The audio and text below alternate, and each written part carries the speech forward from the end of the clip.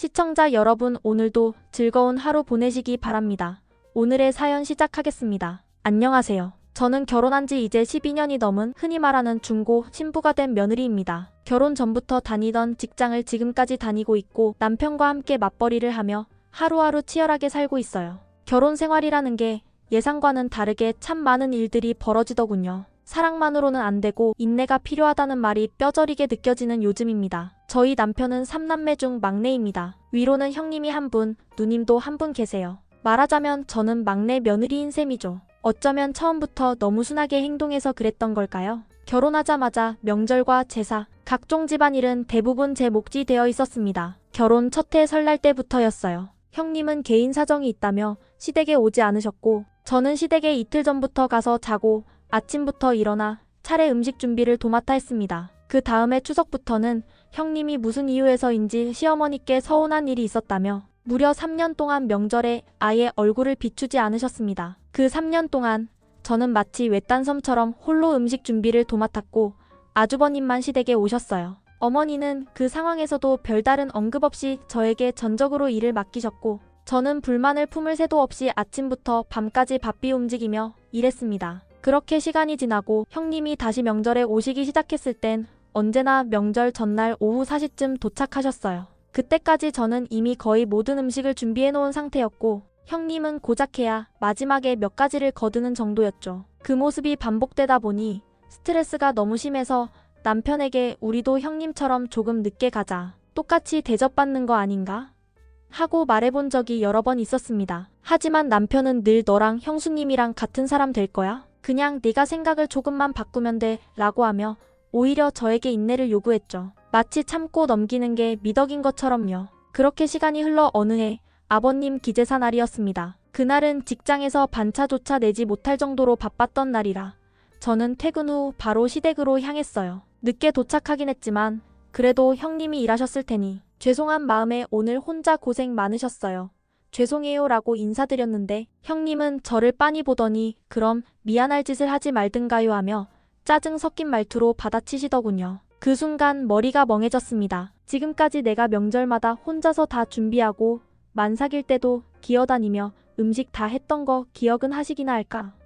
속에서는 부글부글 끓었지만 그 자리에서는 아무 말도 못했습니다. 그래 참아야지 하고 마음속으로만 사겼어요. 하지만 그게 지금까지도 한으로 남아 그날 밤에도 몇 년이 지난 지금도 그 말을 떠올릴 때마다 화가 치밀어 오릅니다. 그러던 중 시어머니가 이런 상황을 조정하듯 제안하셨어요. 앞으로 명절 차례 음식은 2번, 아버님, 기제사까지 총 3번 각자 집에서 준비해서 시댁으로 가져오는 걸로 하자고요. 처음엔 이제 좀 공평해지는 건가?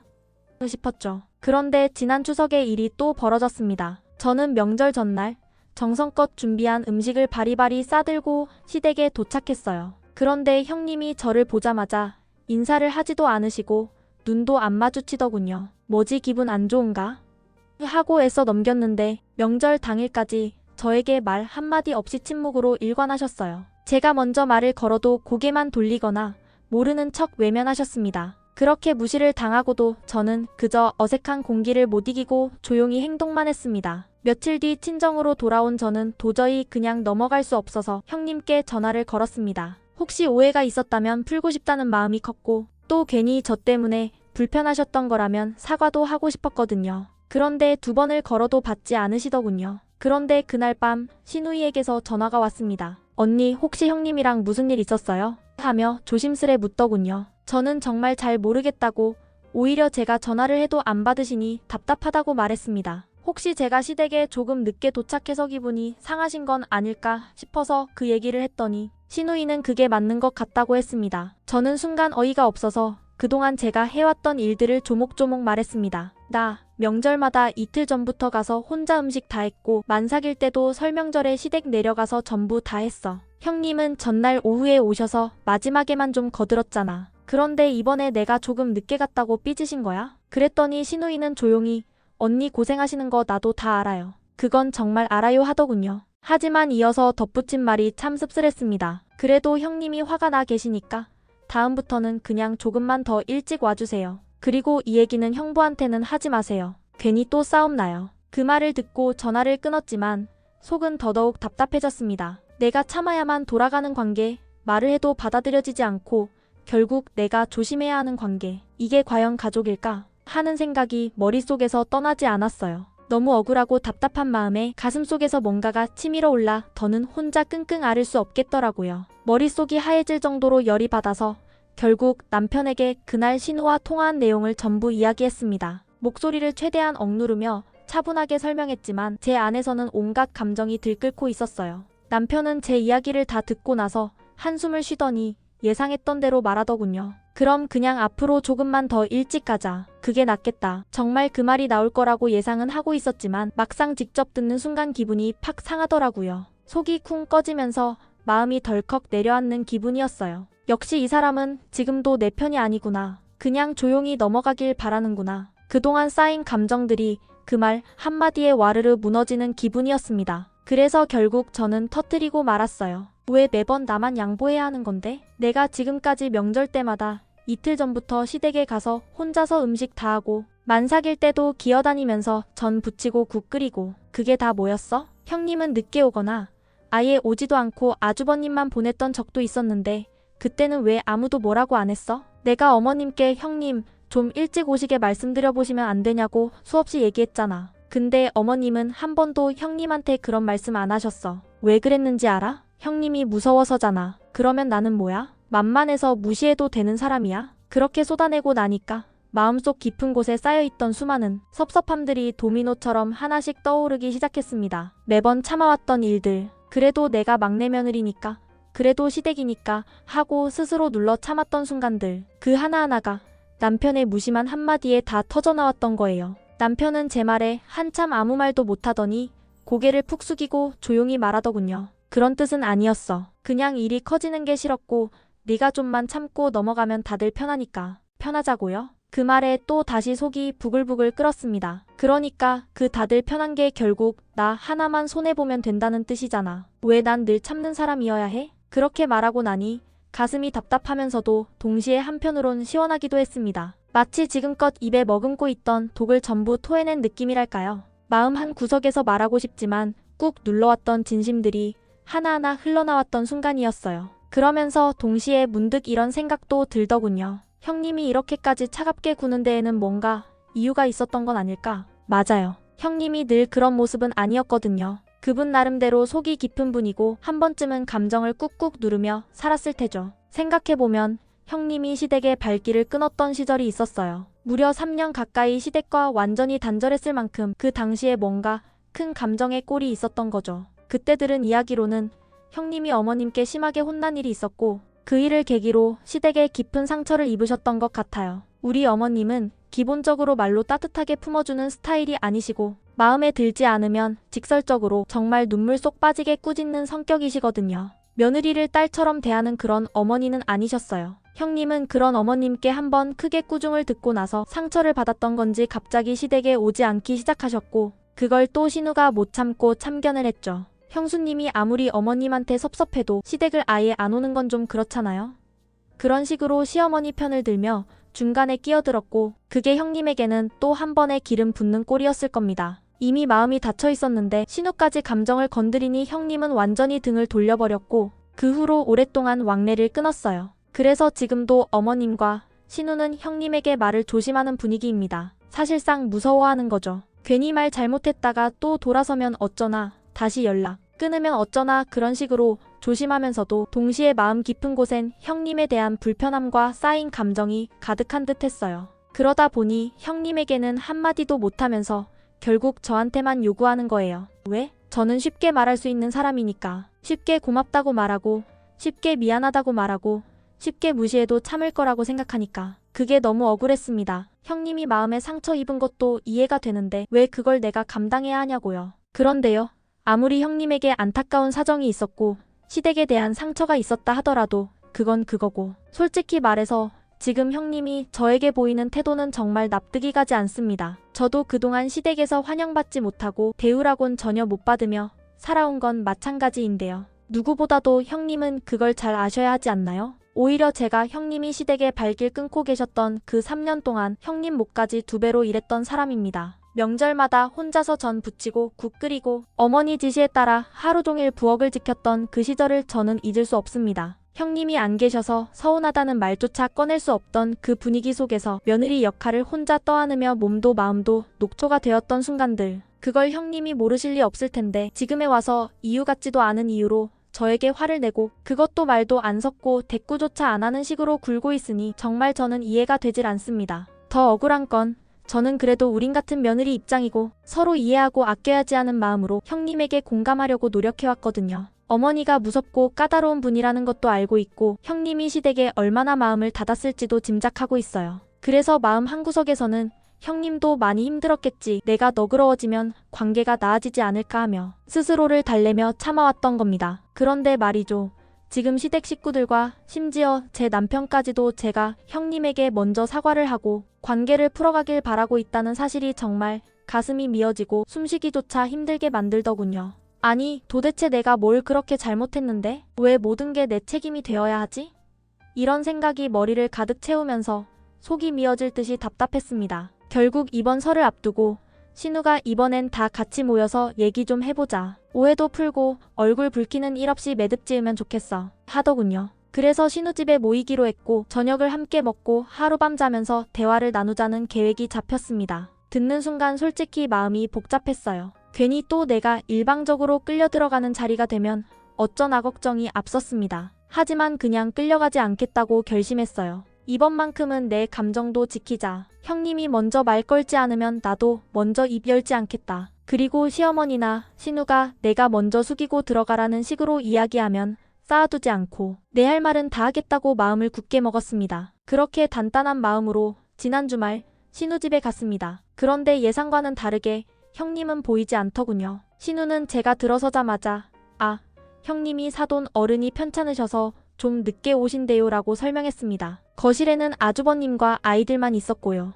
그 말을 들으면서 순간 이상하게 긴장이 풀리는 듯 하다가도 혹시 형님이 나 피하려고 일부러 늦게 오는 건 아닐까 하는 생각이 스치며 다시 마음이 무거워졌습니다. 어쨌든 저녁이 되었고 식사를 하고 난 뒤 신우와 시어머니가 조용히 저에게 말을 꺼냈습니다. 이번 설에는 형님이랑도 좀 좋게 풀어보자. 괜히 이 분위기 오래 끌면 서로 불편하니까 내가 먼저 살짝 말 걸어보면 어떨까? 듣는 순간 머릿속이 핑 하고 울리더군요. 역시나 또 내가 먼저 손을 내밀어야 하나 보지? 또 내가 죄인인가? 아주버님은 거실 소파에 앉아 TV를 보며 무심한 척하고 있었지만 대화는 분명히 다 들었을 겁니다. 신랑도 그 자리에 있었지만 말 한마디도 꺼내지 않았습니다. 그 누구도 제 편이 되어주는 사람은 없었습니다. 그 순간 너무 외롭고 억울해서 진짜 머리가 깨질 것 같더군요. 나는 정말 지금까지 누구보다도 열심히 했고 최선을 다해왔다고 생각했는데 왜 이 집에서는 늘 나만 잘못한 사람처럼 몰리는 걸까? 왜 나는 늘 희생하고 참는 역할이어야 할까?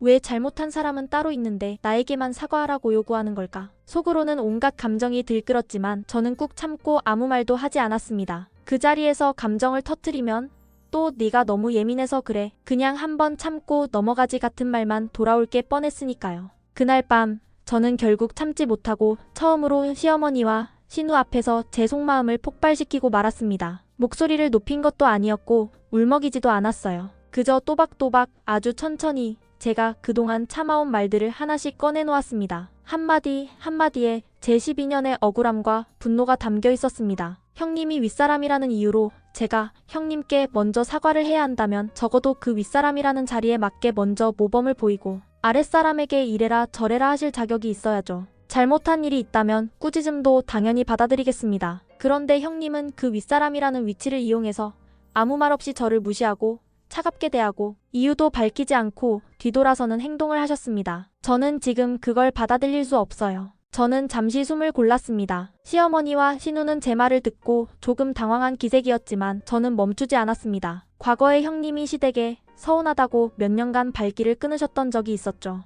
그 시기 명절이든 제사든 제가 다 했습니다. 새벽부터 일어나고 아침도 못 먹고 일하던 그 명절들에 저는 단 한 번도 형님을 원망하거나 말 한마디 내뱉지 않았어요. 그게 며느리의 자리라고 생각했고 다 참고 넘겼습니다. 그런데 지금은 뭔가요? 제가 무슨 잘못을 했는지도 모르겠는 상황에서 형님은 저에게 기분이 나쁘다고 대꾸도 안 하고 인사도 없이 무시하고 계십니다. 그런데 어머님과 신우 형님은 저에게 잘못이 없어도 그냥 내가 먼저 사과해라고 하시는 겁니다. 저는 그건 못하겠습니다. 그 순간 방 안의 공기가 뚝 떨어지는 느낌이었습니다. 제 스스로도 내가 지금 정말 이 말을 하고 있구나 싶은 마음에 손끝이 살짝 떨릴 정도였어요. 하지만 그동안 억눌려왔던 마음이 입술을 통과해 나올 때마다 한꺼풀씩 벗겨지듯 속이 시원해졌습니다. 사실 전 형님이 밉지 않았어요. 같은 며느리 입장에서 오히려 짠하다고 생각한 적도 많습니다. 제가 이 집에 시집왔을 무렵 형님은 정말 시댁에 잘하셨잖아요.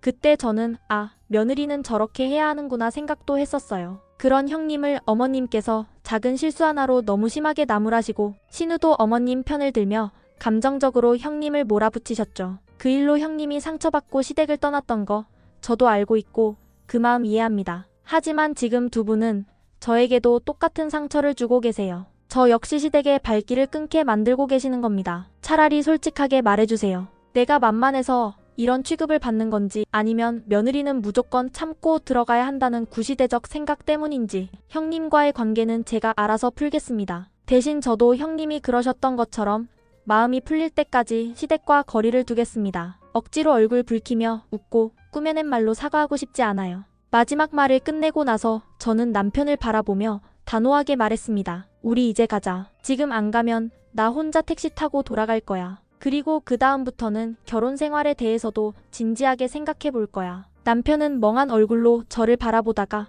당황한 듯 천천히 자리에서 일어났습니다. 그 사람은 제가 그날 이렇게까지 강하게 나올 거라 상상도 못했던 것 같았습니다. 그동안 너무 조용히 너무 참기만 했으니까요. 저는 가방을 들고 현관으로 향했고 남편은 묵묵히 따라왔습니다. 그런데 그때 뜻밖에도 신우가 제 쪽으로 다가와 두 손을 꼭 붙잡더니 떨리는 목소리로 이렇게 말했습니다. 언니 정말 미안해요. 나 언니 마음 다 알아요. 언니가 얼마나 고생했는지도 우리 집이 얼마나 언니한테 무심했는지도 다 알아요. 우리 동생 따뜻한 말 한마디 못하는 사람이라는 거 나도 알고 있어요. 정말 미안해요. 나도 마음이 많이 아파요. 언니가 이렇게 힘든데 나도 뭔가 해주고 싶은데 뭐라 말을 해야 할지 모르겠어요. 그 말에 저는 잠시 멈칫했지만 아무 말도 하지 않았습니다. 신우는 울먹이며 말했습니다. 형님한테 받은 상처도 시댁에서 받은 서운함도 그리고 남편한테 느끼는 외로움도 그냥 나한테 다 털어놔요. 나 진심으로 언니 마음 풀리길 바라요. 미안해요 언니. 하지만 저는 신우의 말에 대답하지 않고 그냥 조용히 두 손을 빼냈습니다. 그리고 고개를 살짝 숙인 채 집을 나섰습니다. 남편은 뒤따라 아무 말 없이 따라 나섰고 우리는 그렇게 차 안에서 단 한마디 말도 하지 않은 채 집으로 돌아왔습니다. 차 안의 공기는 싸늘했고 입을 열고 싶은 충동도 있었지만 그날만큼은 침묵이 제 감정을 가장 단단하게 지켜주는 방패처럼 느껴졌습니다. 집에 돌아오자마자 저는 조용히 남편을 불렀습니다. 그리고 마주 앉아 아주 단호하고 냉정한 말투로 제 결심을 전했습니다. 나 앞으로 시댁에 안 갈 거야. 어떤 명절도 제사도 가족 모임도 전부. 그러니까 당신은 지금부터 시댁 식구들에게 내가 연락을 원치 않는다는 내 뜻을 잘 전달해. 누구도 내게 직접 연락하지 않도록 중간에서 당신이 알아서 정리해. 남편은 처음엔 말없이 저를 바라보다가 입술을 달싹였지만 아무 말도 꺼내지 못했습니다. 저는 말을 이어갔어요. 내가 그동안 얼마나 참고 살았는지 알잖아. 이 집안에서 며느리라는 이유 하나만으로 모든 걸 감내하고 꾹꾹 눌러왔어. 명절마다 일찍 가서 음식 다 하고 남들보다 2배로 움직였고 시댁 사람들 눈치 보면서 조용히 살았지. 그런데 이제 와서 내가 아무 잘못도 안 했는데 사과까지 하라고 요구하는 사람들이 당신네 가족들이야. 그럼 대체 나는 지금까지 왜 참아왔던 건데? 말을 하면서 목이 메었지만 울지 않으려 애썼습니다. 눈물은 제 감정을 약하게 만들고 설득력을 떨어뜨릴 것 같아서요. 그저 차갑게 조용하게 말했을 뿐인데 제 말은 그 어느 때보다 무겁게 방 안을 뒤덮었습니다. 그날 이후로 저희 부부 사이에는 차가운 침묵이 내려앉았습니다. 남편은 눈에 띄게 저를 신경쓰고 무언가 마음을 풀어주려고 조심스러운 행동들을 하고 있어요. 아침에 평소보다 더 살갑게 말 걸기도 하고 퇴근 후엔 슬며시 제 곁에 앉으려고도 하죠. 하지만 이상하게도 제 마음은 좀처럼 풀어지지가 않아요. 그 사람이 나쁜 사람은 아니지만 지금까지 단 한 번도 시댁 문제에서 진심으로 내 편이 되어준 적은 없었다는 기억이 자꾸 떠오릅니다. 그게 제 마음을 차갑게 식혀버리고 있는 거죠. 신우와 고모부는 평소에 시어머니를 참 잘 챙기는 분들입니다. 시어머니는 원래부터 자기 고집이 강하고 감정 표현 없는 사람이셨고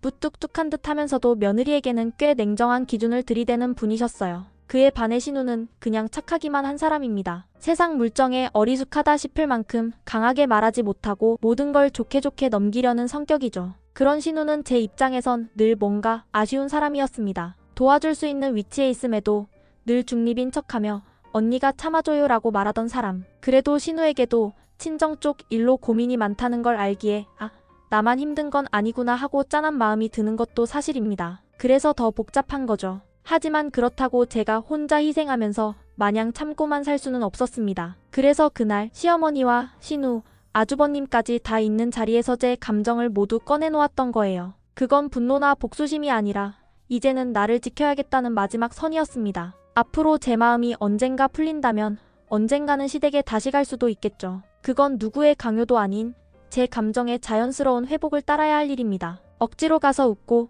꾸며낸 말로 관계를 유지하는 건 이제 못하겠어요. 그렇게 살면 제가 무너져요. 요즘 가장 걱정되는 건 아이들이 명절에 묻는 말입니다. 엄마, 왜 이번 설에 할머니 집 안 가요?